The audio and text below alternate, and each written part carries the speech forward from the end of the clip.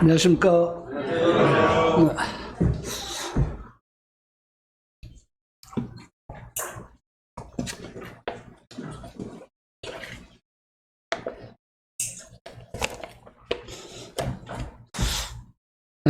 제 손등에 테이프를 하나 붙여놨는데 어제 산에서 벌초하다가 이 예초기를 짊어진 상태에서 커피를 받았어요.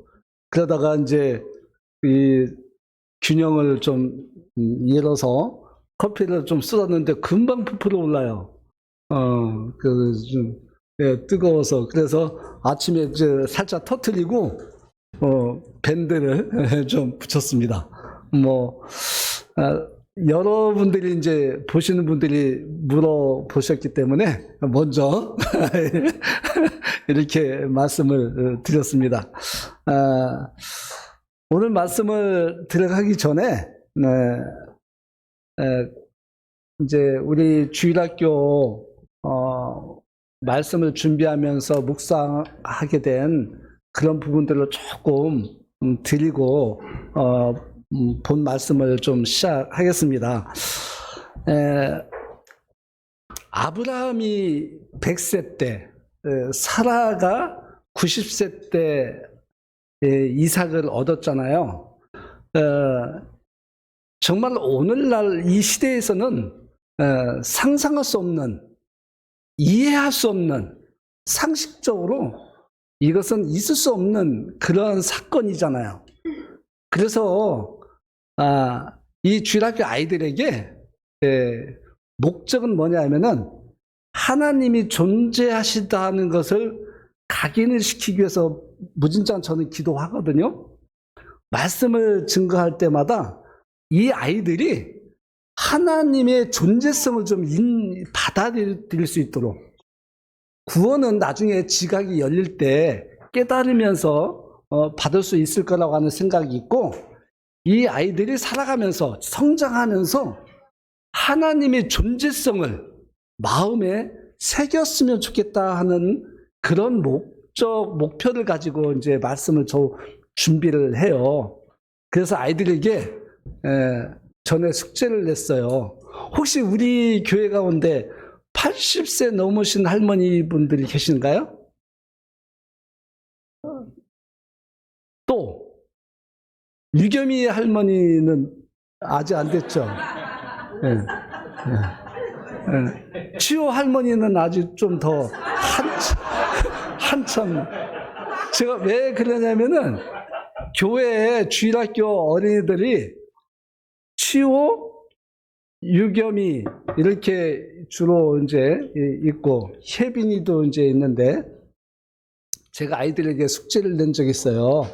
무슨 숙제를 냈냐면, 집에 가서 할머니한테 엄마나 아빠, 동생을 좀 낳아달라고 얘기를 해봐라. 할머니한테 이 아브라함과 사라 말씀을 이제 아이들한테 들려주면서 집에 가서 할머니들이 어떤 반응을 보일지 숙제를 좀 해보라고 했더니만 2주를 제가 검사를 했는데 아무도 안 해와요. 아무도 안 물어봤대요. 물어볼 필요가 없대요. 아이들 대답이. 왜? 그랬더니만 에이 그러는 거예요. 아이들이 이 상식을 알아요. 우리 할머니는 아기를 낳을 수 없다는 거 알아요. 그러니까 필요 없는 질문이라는 거죠, 아이들이. 그래서 유겸이한테 물어봤어요. 에이 하고, 치호 다인한테도 물어봐도 에이, 혜빈한테 물어봐도 아예 물어볼 필요가 없는 거예요, 이 아이들한테는. 근데 제가 왜 물어보라고 했느냐면은, 우리 인간, 오늘날 우리 할머니, 우리 사람들은 할 수 없는, 이루어질 수 없는 일이라는 것을 알게 하려고 했거든요. 하나님 아니면 90세가 된 사라가 어떻게 아기를 낳을 수 있었겠느냐. 그래서 하나님은 존재하시다는 것을 아이들한테 각인시키기 위해서 2번이나 숙제를 냈는데 안 해오더라고요. 이것이 쓸데없는 질문일까요? 저는 아이들에게요, 성경이 있는 그대로 들려줘야 된다고 하는 생각을 가지고 있어요. 그러면 이 아이들이 그 들려진 말씀이 지각이 열어갈 때 생각을 합니다. 아이들은 반드시 생각하면서 성장을 해요. 그러면 하나님에 대해서 의문점을 갖게 되고 하나님에 대해서 궁금한 것을 풀어보려고 하는 그런 것들이 아이들에게 이 내 안에 그 속에 있다고 하는 사실입니다. 그래서 하나님 말씀은 꾸준히 들려줘야 된다, 이런 생각을 해봅니다. 오늘 소윤이가 생파한다고 참 오게 됐는데, 엄마가 애찬당번 때 이렇게 좀 일찍 온 날도 있고, 그런데 오늘 하진이는 좀 늦게 왔죠. 네. 어쨌거나 이 아이들이요, 어려서부터 정말 하나님 말씀을 아이들이 무슨 지각이 있어서 믿겠습니까?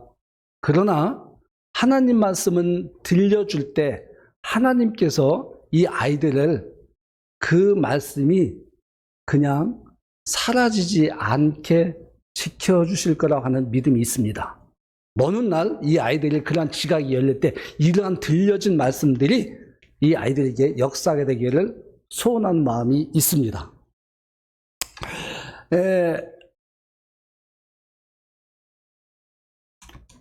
오늘 본문 말씀은요, 마태복음 6장 보시겠습니다. 마태복음 6장 25절. 네.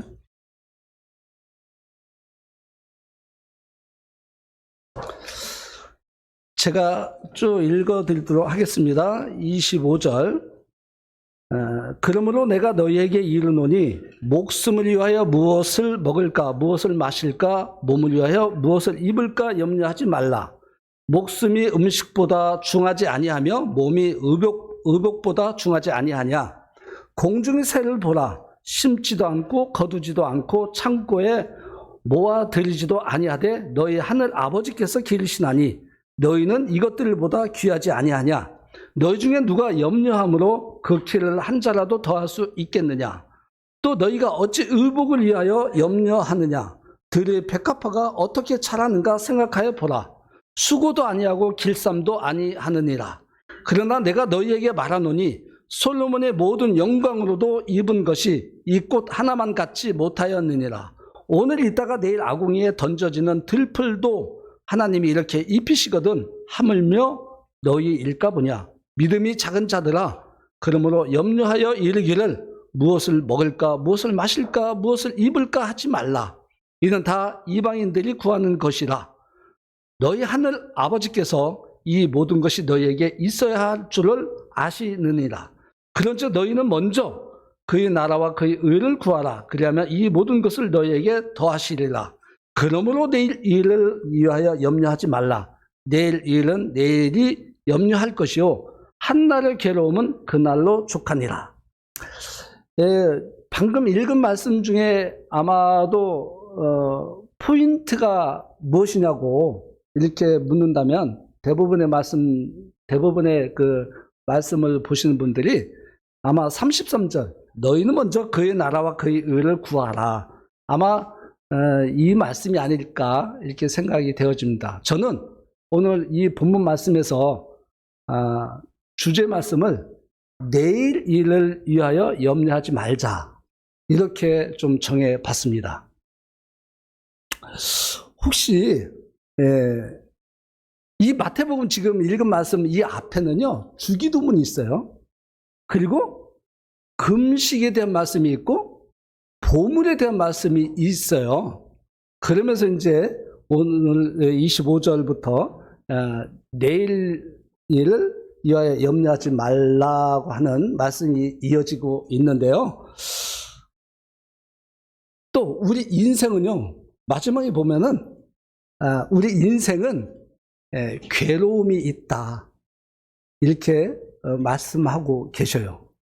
우리 인생 중에 괴로움을 겪지 않고 사는 사람 단 1명도 없을 거라고 하는 생각입니다. 맞죠? 괴로움을 겪지 않으면서 산 사람이 있다고 하면 그분이 이미 완전 성화를 이루신 분일 거예요. 우리 중에는 완전 성화를 이루신 분은 아직 없고, 다만 성화를 위해서 우리는 이루어가는 그런 과정 중에 있기 때문이라고 하는 사실입니다. 혹시 키가 작아서 좀 늘 스트레스 받는 분들이 있습니까? 우리 혜견 자매님 뿐만 아니고 제 아내도 키가 작죠. 151, 아마 152. 우리 남자로서 우리 남자들도 보통 기본이 170은 넘어야 된다고 하는 생각이 또 있을 거예요. 아마 170 안 되는 우리 아들도 스트레스 좀 받았을 건데. 그렇잖아요. 우리 이본희 형제님 큰 사이가 키가 몇인가 모르겠네.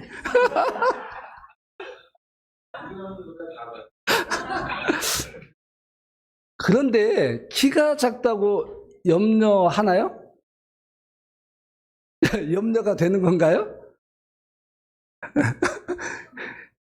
스트레스는 받아도 그거 어떻게 염려한다고 해결될 문제가 아니잖아요. 우리가요, 코 납작한 사람 세울 수 있어요, 수술로요. 눈꺼풀 수술 할 수 있죠. 보톡스 맞을 수가 있어요, 누구나. 그쵸? 이뻐지기 위해서. 그러죠? 이런 것들은 인위적으로 어떻게 바꿀 수 있는 부분은 우리가 근심하고 염려하면서 이렇게 해볼까 저렇게 해볼까 진짜 해볼까 이러면서 우리가 좀 고민을 하겠죠. 그런데 키가 작다 크다 발이 크다 작다 이거 근심하고 염려한다고 해서 해결할 수 있는 부분이 있나요? 안 되죠. 예, 안 됩니다. 그래서 27절에 보면은 너희 중에 누가 염려함으로 그 키를 한 자라도 더할 수 있겠느냐.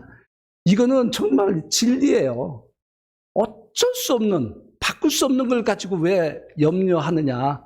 이 말씀이잖아요.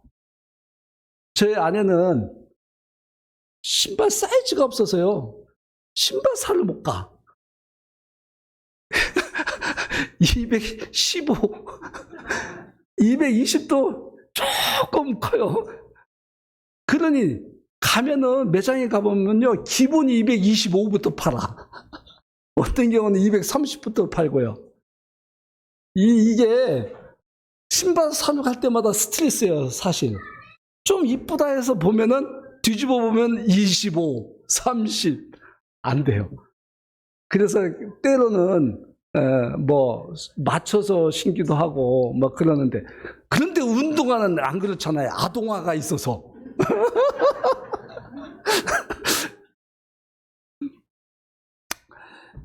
본문 말씀을 이렇게 살펴보다 보니까요, 누가복음 12장에서도 같은 말씀이 있어요.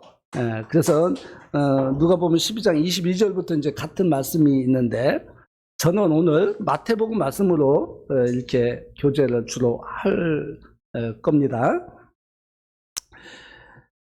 이제 25절에 보면 이제 핵심적으로 목숨이 음식보다 중하지 아니하냐, 몸이 의복보다 중하지 아니하냐, 이 말씀으로 이어지면서요 26절에 공중의 새를 보라 이렇게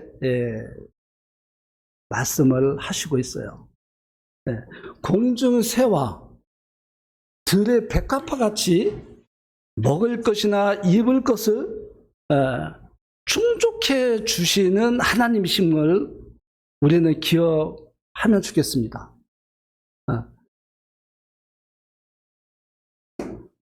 네, 34절 한번 다시 보면요, 내일 일은 내일 염려하라는 말씀이 있고요. 우리는 매일매일 염려하면서 사는 인생이에요, 사실.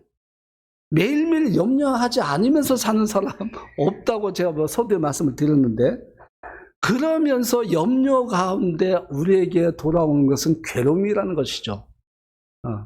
괴로움을 줄일 수 있는 방법, 괴로움을 좀 없앨 수 있는 방법이 있을까요? 아마 우리가 생을 마감할 때까지 염려하고 그로 인해서 오는 괴로움은 줄일 수는 있어도 없앨 수는 없을 거예요. 네. 그래서 염려하지 말고 구하라. 그의 나라와 그의 의를 구하라고. 그러면 이 모든 것을 너에게 더하시려고 하신 말씀이 무슨 말씀이신가? 오늘 이 중점적으로 좀 나누어 보도록 하겠습니다.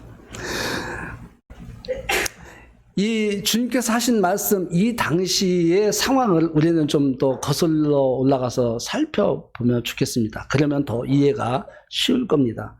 이때는요, 먹을 것이 정말 열악한 상황이었어요. 먹을 것이 부족해서 우리가 지금 생각하는 아마 이 먹을 거, 마실 거 이거 오늘은 무엇을 먹을까? 무엇을 마실까?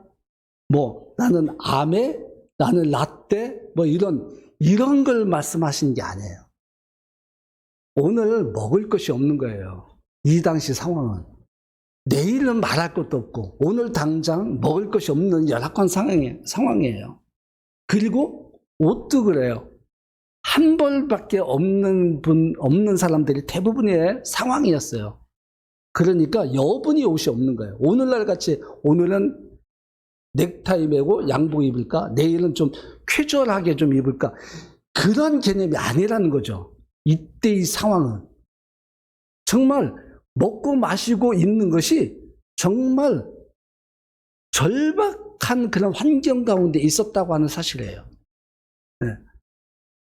하나님께서는 우리 주님은 우리들에게 여러 가지 기적들을 베풀어 주셨는데 기적을 왜 베풀어 주셨는지 우리는 잘 알잖아요.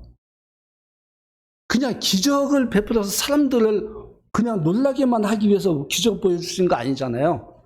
가나안 잔치에서의 첫 이 기적을 보여주셨던 그 포도주 사건, 그리고 오병이어 사건, 이런 것들은 목적이 있었어요. 기적을 보여주시고자 하는 우리 주님의 그 목적이 있었던 거죠. 단지 기적으로 끝나는 것이 아니고 우리 주님이 어떠한 분이신가, 이것을 보여주시기 위해서 기적을 나타내 주셨던 것이잖아요. 네.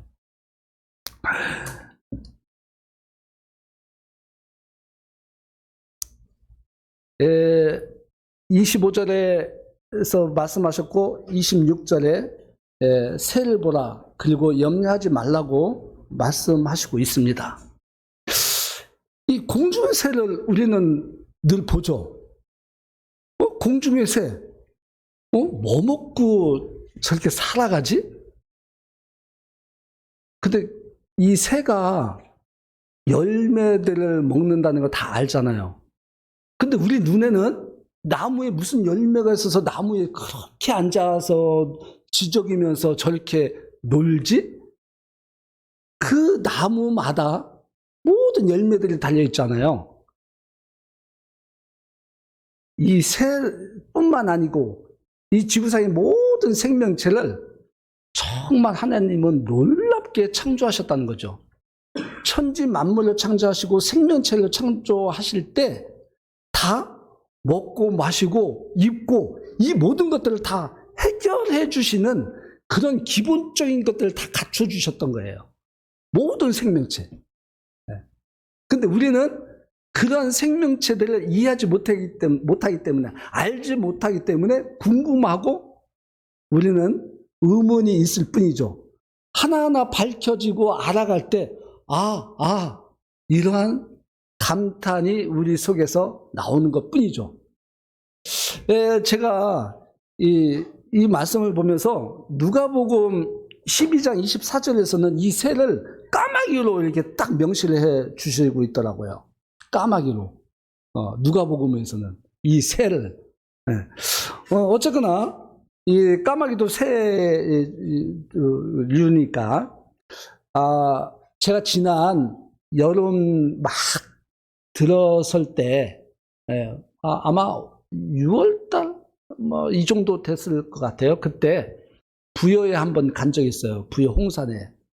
근데요, 정말 오랜만에 제비를 봤어요. 제비가 그 식당 그 처마에 제비집을 짓고 살더라고요. 그 홍산 그 시골집 그 식당 그 입구에. 그것을 보고 얼마나 신기하게 봤는지. 우리 어렸을 때는 제비가 얼마나 많았습니까?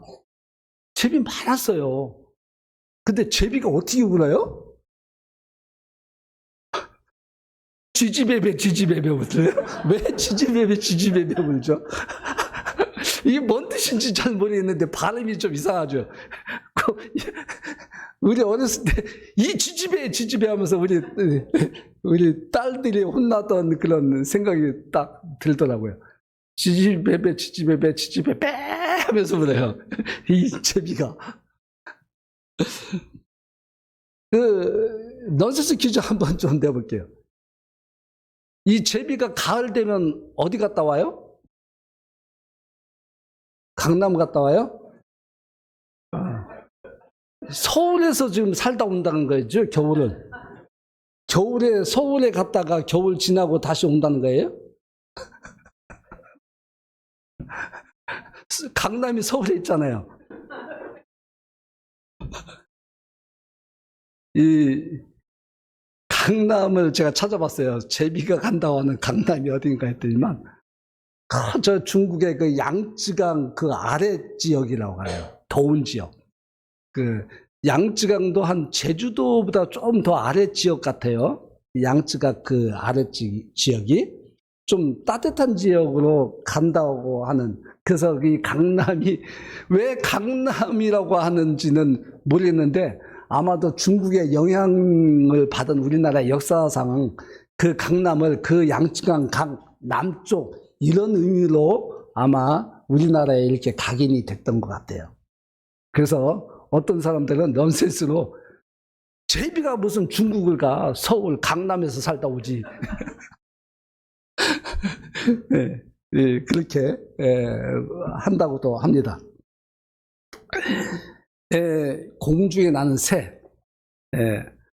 우리가 볼 때는 먹을 것이 없어 보이잖아요. 특히나 겨울에 눈 덮인 그 눈이 많이 내리면 새가 무엇을 먹고 이렇게 살아갈까, 이러한 궁금증이 있잖아요. 그런데 얼어 죽은 새는 봤어도 굶어 죽은 새는 못 봤다고 하더라고요. 그죠? 네. 네. 근데 그 얼어 죽었다고 하는 것도 사실은 별로 신빙성이 없어요. 그 털이 얼마나 따뜻한 건데요. 네. 아마도 뭔가 병들어 죽었거나 뭔가 이유가 있어서 죽었을 거라고 하는 생각을 해보게 됩니다. 왜요? 하나님은 먹을 것과 입을 것, 이거 다 하나님이 준비해 주셨기 때문에 털 달린 짐승은 얼어 죽을 일이 거의 없대요. 털 있는 짐승은, 털 있는 생명체는 얼어 죽을 일이 거의 없다는 거죠. 겨울은 겨울대로 더 따뜻한 털이 나게 되고, 여름은 또 빠져서 좀 시원하게 이렇게 보낼 수 있는, 하나님 정말 놀라우신 분이에요. 그렇게 새를 이제 만드셨는데, 그러한 새도 먹이시는데, 입히시는데 왜 먹을 것을 위해서 염려하느냐? 그때 사람들에게 그렇게 말씀하신 거예요. 먹을 것을 위해서 염려하지 말라. 하늘에 나는 새도, 공중에 나는 새도 하나님 먹이시는데 너희일까 보냐? 하나님의 창조 원리를 우리는 알아가면 알아갈수록 정말 놀라운 하나님이신 것을 발견하게 되죠. 네. 그러면은 들의 백합화를 좀 한번 보시겠어요? 이 백합화 꽃, 여러분 혹시 사진으로만 봤나요? 실물로 봤나요? 백합화. 백합화가 어떻게 생겼어요? 컬러, 색깔은 흰색입니까? 백합화가? 좀 다양한 색깔이 있는데 백합화가 약간의 붉은색을 더 상징하는 부분이 있다고 하더라고요. 한번 이 백합화 컬러 제가 여기서 구체적으로 말씀 안 드렸는데 왜 붉은색 백합을 제가 말씀드리는지 한번 검색해 보시면 도움이 될 겁니다. 백합화가 어떻게 자랍니까? 이 백합화를 가지고 왜 옷을 이렇게 비유를 해서 백합화를 말씀하시고 있는지 그 부분을 좀 생각해 봤는데 사실 명쾌하게 저도 해답은 찾지 못했지만 백합화가 꽃은 꽃 하나만 있어 갖고는 좀 그렇잖아요. 그 옆에 꽃잎들 뭐 이렇게 해서 그렇게 해서 조화를 이룰 때 꽃이 아름다워 보이잖아요. 우리 왜 의복을 이렇게 들꽃 들에 핀 백합 이 들꽃으로 이렇게 말씀하시고 있는지 한번 오늘날 우리가 생각을 해보면 어떨까 생각을 해보게 됩니다. 자, 마태복음 5장 40절 한번 보실래요?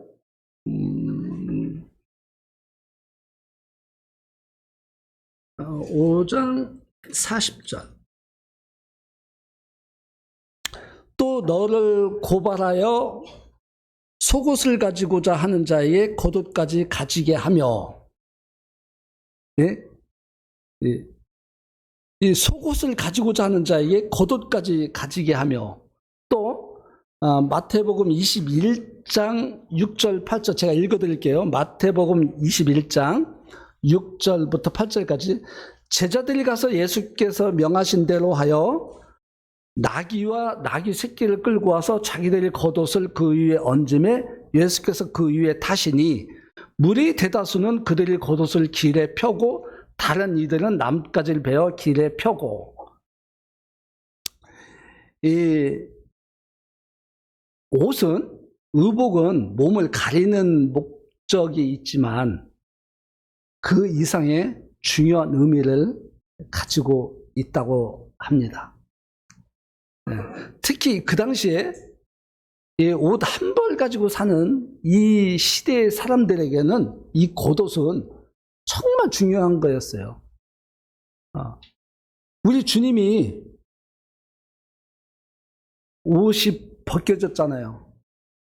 옷이 벗겨졌을 때 수치로 표현하셨고 정말 우리 주님을 조롱하는 것으로 표현하고 있어요. 정말 그렇게 낮아지게 처해지는 이 모습을 우리는 주님이 옷이 벗겨질 때 성경 말씀에서 볼 수가 있어요. 옷이 그런 의미도 가지고 있다는 거예요. 이 당시에 그 옷이 그런 의미도 포함하고 있다는 거예요.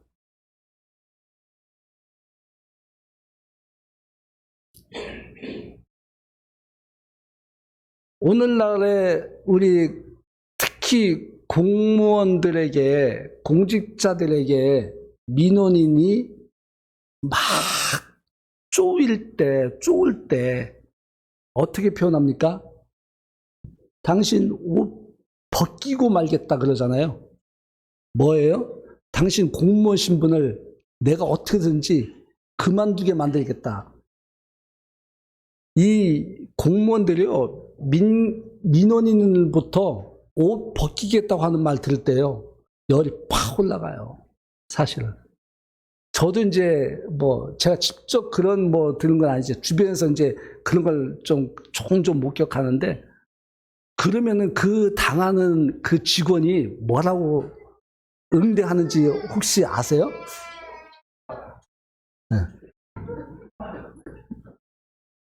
아우, 입에 거품 물어요, 솔직히. 입에 거품 물어요. 당신이 뭔데 내 옷을 벗기겠냐? 그러면 또 그 사람은 뭐냐면 또 내가 낸 세금으로 당신 밥 먹고 사는데 당신 옷 벗기겠다 또 이렇게까지 나와요. 그러면은 또 이 거품 물면서 뭐라고 하는지 아세요? 당신 세금 영수증 가져와 보라고. 당신 세금 얼마나 냈는데 내 월급 당신이 충당돼? 당신이 세금 얼마 내는데 당신 낸 세금으로 내가 정말 이게 끝이 없어요. 예, 요즘 우리 선생님들 참 어려운 일들을 이렇게 보게 되는데 이게 어제 오늘 일 아니잖아요. 사실은 굶고 굶어서 결국 터지는 거잖아요. 이게 어제 오늘 일이었습니까? 오래됐잖아요. 옛날에 좀 정부가 힘이 막강할 때는 공무원 되는 때는 막 못했잖아요. 왜? 정부에서 카바를 해주니까, 막 해주니까. 그런데 정부가 이제 민주화되고 또 여러 가지 인권이 보호되어져야 된다 하는 거, 또 여러 가지가 이제 복합적으로 갑자기 변화가 되니까 공무원의 그런 것들이 약해질 수밖에 없는 상황에서 일어나고 있는 그런 부분이라고 봐요. 누구 자잘못 이거 따져봤자 서로가 피곤한 일인데도 불구하고 여전히 이런 것은 과도기가 아닐까 하는 그 생각을 좀 해보게 돼요. 저도 공직 생활하면서 민원인한테 이런저런 민원 제기 당해봤죠. 그러나 우리가 하나님을 존귀 여기는 그런 마음이 있으면 그런 민원 아무것도 아니죠. 우리 주님이 당하신 수모, 우리 주님이 겪으신 그런 일들 우리가 생각해 보면요, 민원인이 막 하는 거 별거 아니더라고요. 사실. 혹시 갈포 들어보셨어요? 갈포.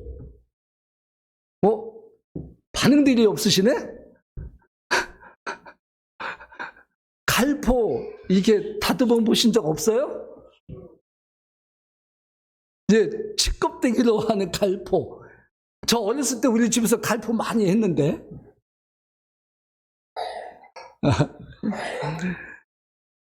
저희 어렸을 때 옷이 귀했잖아요.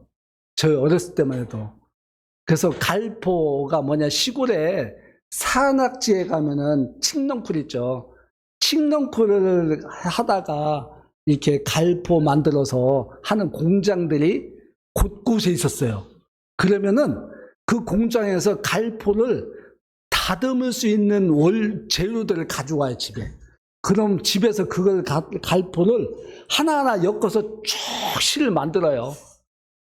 끊어지지 않게 큰 줄을 만들어서 감아요. 이걸 다시 거기 갖다 주고 하는 이런 일들을 갈포를 했는데, 지금 우리나라는 이 갈포가 주로 벽지 같은 거, 이런 거 인테리어 하는데 사용된다고 하더라고요. 이 갈포 직물이. 그런데 찾아보니까요, 이 가까운 일본이라는 나라에서는 이 갈포로 여러 가지 의류를 많이 개발해서 만들어 입는다고 그러더라고요. 아마 패션쇼에 쓰인지는 모르겠는데. 자, 그러면은 여기 오늘 성경 말씀에 나오는 길쌈은 들어보셨어요? 길쌈? 해보셨어요? 해보셨어요. 길쌈 하는 집은요, 밤늦게까지 얼마나 고생하시는지. 왜냐면 낮에 주로 일 다 끝나고 밤에만 해야 되잖아요, 저녁에. 예. 저희 집도 어렸을 때 이 길쌈 한 기억이 어렴풋이 있어요. 어렴풋이. 이렇게 의복을 만들기 정말 힘든 세상이었어요, 그때는. 오늘날에는 이런 길쌈, 갈포 이런 거 안 하잖아요. 얼마나 기술이 좋아졌는지. 방직 기술이 발달되면서 이러한 것들은 가정에서 거의 사라진 그런 상황이 됐죠. 혹시 밍크옷 갖고 계신 분 있어요? 이번 겨울에는 밍크옷을 한번 입어볼까나 하는 이런 생각으로 좀 혹 장만을 해보실 분들이 있을지는 모르겠는데, 해도 너무 비싸죠. 평생 밍크옷 한번 만져보기도 쉽지 않은 그런 건데, 저는 한 3, 4년 전에, 한 3년 전에 정말 큰맘 먹고요. 토끼털 외투를 한번 사입은 적이 있어요. 토끼털 외투. 이것도요, 60%인가 세일한다고 해서 한번 샀어요. 그러니까 큰 돈 안 주고 세일한다고 해서. 근데 그거 1년 입고 없어졌어요. 그 다음에 입으려고 아무리 찾아도 장롱 다 뒤지고 세탁소 가서 확인하고 해도 없어요. 어떻게 분실했는지 이유를 모르겠어요. 얼마나 마음이 아픈지. 그거 좀 따뜻했는데 그 뒤로 다시 사입을 기회가 없었어요. 아무튼 우리는 이것을 입을까 저것을 입을까 오늘날 우리가 생각하는 이런 것이 아니었었다고 하는 거예요. 그 당시에는. 그만큼 이 의복은 중요한 거였어요. 너희는 먼저 그의 나라와 그의 의를 구하라고 말씀하시고 있어요. 로마서 3장 24절을 한번 볼게요. 제가 안 찾으셔도 돼요. 제가 그냥 읽어 드릴게요. 로마서 3장 24절 그리스도 예수 안에 있는 속량으로 말미암아 하나님의 은혜로 값없이 의롭다 하심을 얻은 자 되었느니라. 이 예수를 하나님이 그의 피로써 믿음으로 말미암는 화목제물로 세우셨으니 이는 하나님께서 길 참으시는 중에 전에 지은 죄를 간구하심으로 자기 의로우심을 나타내려 하심이니 곧 이때 자기 의로우심을 나타내사 자기도 의로우시며 또한 예수 믿는 자를 의롭다 하려 하심이라. 우리가 예수님을 믿기 전에는 불의한 자였죠. 불의한 자였다고 인정하지 않는 분은 없을 거예요. 나는 불의한 자였다고 하는 것을 인정했기 때문에 그럼 어떻게 하면 의로운 자가 될 수 있을까? 이것이 고민되었을 거예요. 그래서 우리는 의로운 자가 된 신분이 오늘날 우리에게 얻어진 거죠. 이제 우리는 이 말씀에서 그의 나라는 우리는 별로 의문이 없어요. 그의 나라에 대한 우리는 소망을 늘 말씀하고 교제하고 우리는 늘 이 부분을 생각하고 있기 때문에. 그런데 그의 의를 구한다는 것이 무엇이냐? 이 부분에 아마 많은 분들이 그의 의를 구하는 것이 막연한 이런 생각들을 하실 거예요. 주님의 의는 무엇일까? 주님 뜻을 이루어가는 거예요. 주님의 뜻이 무엇인지를 우리가 분별하고 알아가고 주님 뜻대로 살아가는 것을 주님의 의로, 주님의 의다. 그렇게 생각하시면 간단해요. 복잡하게 여러 가지 아주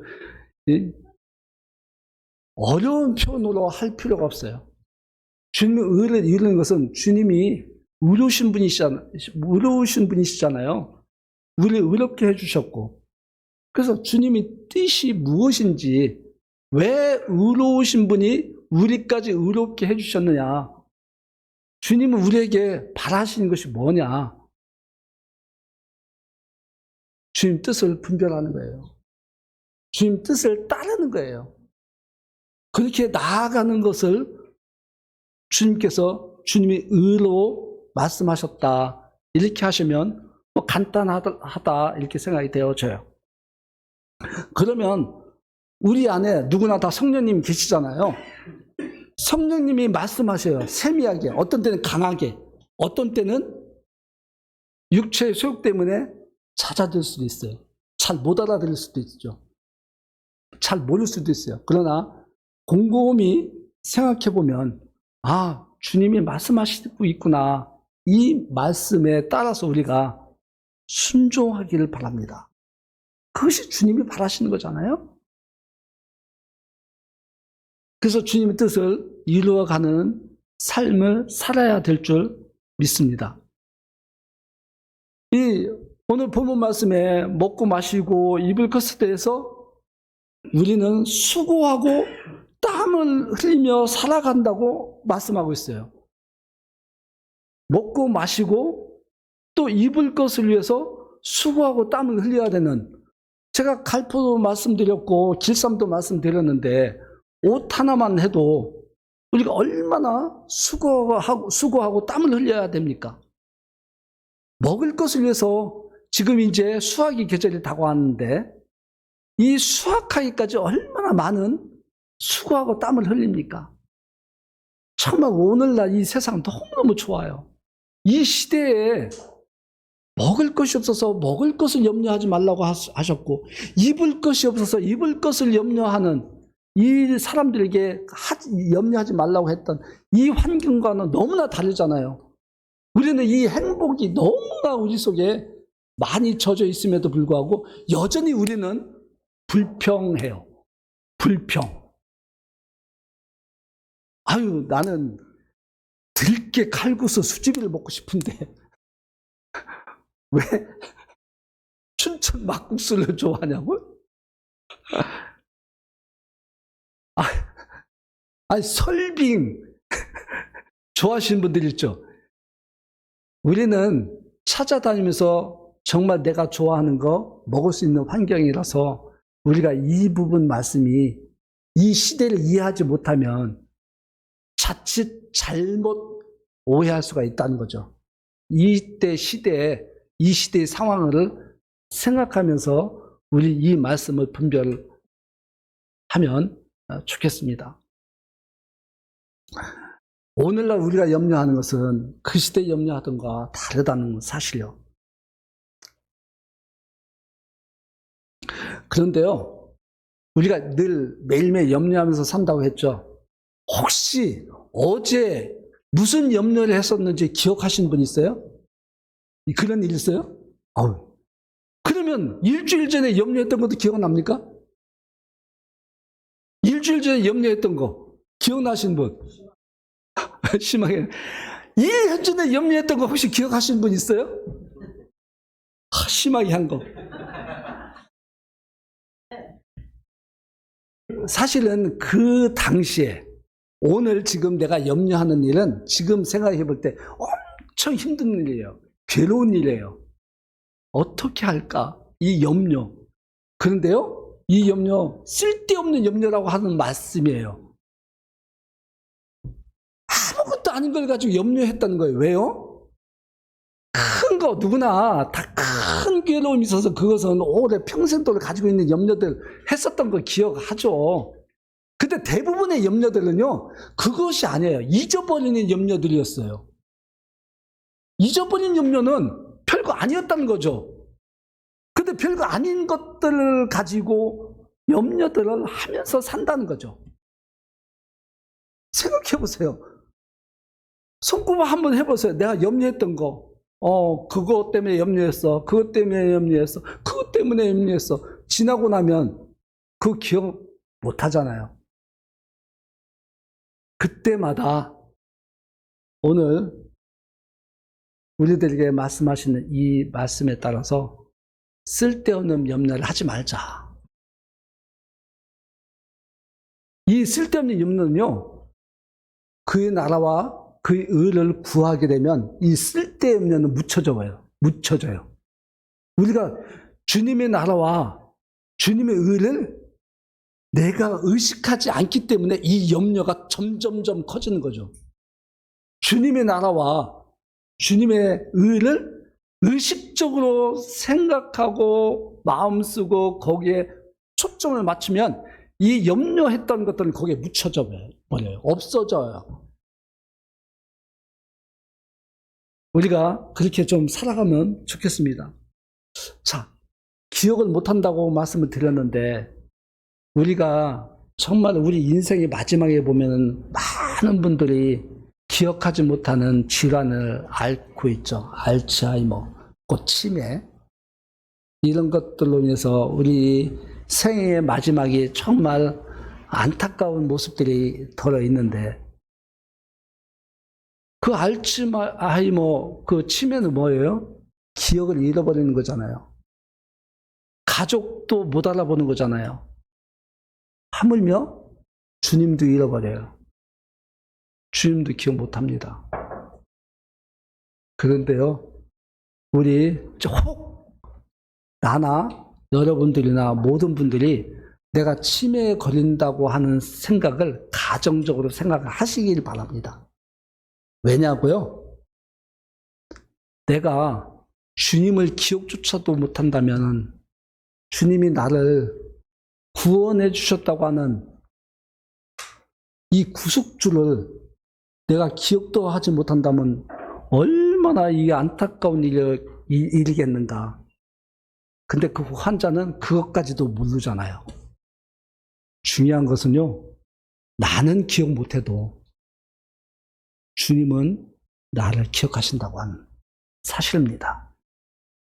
나는 주님을 생각조차도 할 수 없는 상태로 기억이 지워졌을지라도 하나님은, 하늘의 하나님께서는 나를 영원토록 기억하신다고 하는 사실이에요. 어떤 할아버지 말씀을 제가 들려드릴게요. 할아버지의 아내 된 할머니가 나이 드셔서 치매에 걸려서 요양원에 입원해 있다고 합니다. 근데 이 할아버지가요, 매일 아침마다 요양원에 가서 그 할머니랑 같이 아침 식사를 한대요. 그런데 지인이 물어본 거예요. 왜 그렇게까지 하냐고. 그러니까 내 아내이기 때문에. 그러면 할머니가 참 좋아하시겠네요. 그러니까 뭐라고 하냐면은 제 아내가 나를 기억을 못해요. 아니 할머니가 할아버지를 기억을 못하는데 왜 그렇게까지 하십니까? 할아버지가 하는 말이 내 아내는 나를 기억을 못하지만 내가 기억을 합니다. 내가 내 아내를 알아요. 그래서 가는 겁니다. 우리 주님은 이와 같으신 분이에요. 우리 주님은 이와 같으신 분이에요.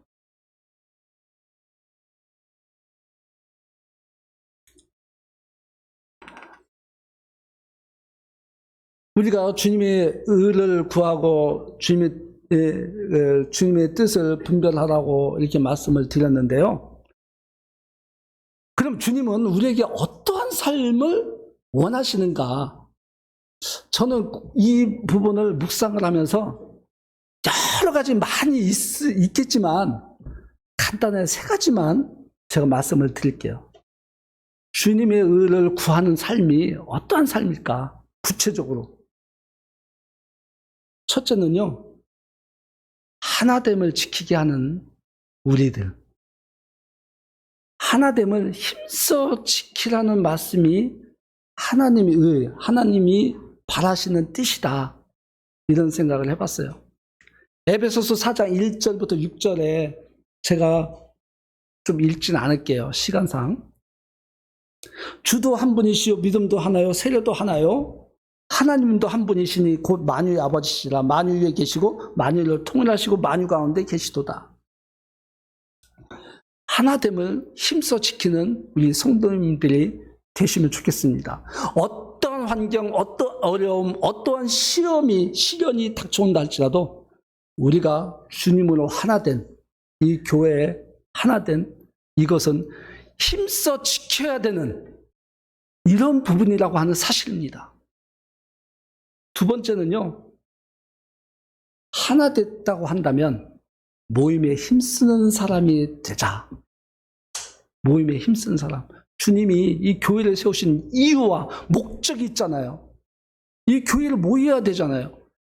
모여서 예배를 드리고 주님을 찬양하고 감사하고 하는 이러한 것들이 교회에서 이루어져야 되잖아요. 그래서 우리는 이 히브리서 10장 24절 25절에 보면 서로 돌아보아 사랑과 선행을 격려하며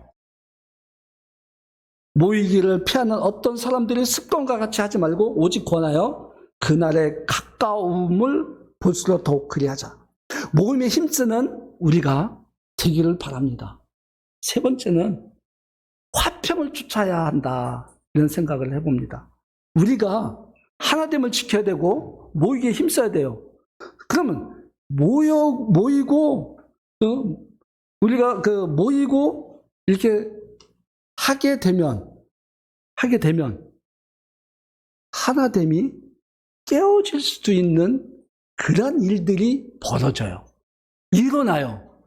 이것이 사탄의 어떤 괴계가 됐든 아니면 내 육신적인 모습이 됐든 어떠한 상황에서든지 반드시 그러한 잡음들이 나올 수가 있어요. 어떠하든지 간에 주님이 우리를 화평케 하신다고 하는 이런 사실을 염두에 두셔서 화평을 잃지 말자.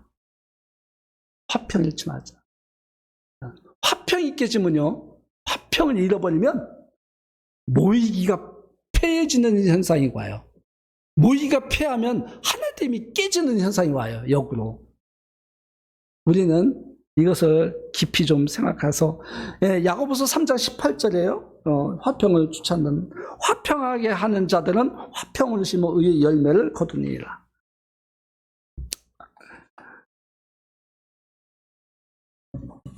우리는 정말 주님께서 얼마나 큰 은혜를 베풀어서 은혜를 받은 자들입니까?